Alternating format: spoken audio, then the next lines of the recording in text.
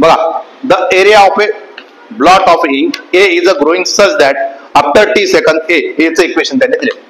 एचं इक्वेशन त्यांनी दिले. काय दिलं बघा, 3t स्क्वेअर दिलेला आहे प्लस t/5 दिलेला आहे आणि काय दिलंय प्लस 7 दिलेलं आहे आणि मीटर स्क्वेअर दिलेलं आहे.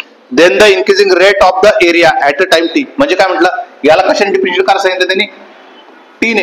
आणि असंही आपल्याला कळालं असतं ना, कारण की फंक्शन कशाचे आहेत, टीचे आहेत. आणि टाइम किती दिलाय त्यांनी, 5 सेकंद दिले. टाइम किती दिलाय, 5 सेकंद.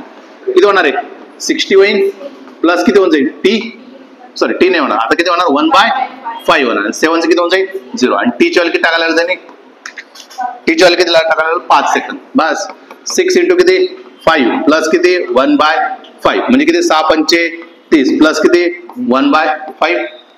हा, तुम्ही 1/5 ला काय करू शकता 0.2.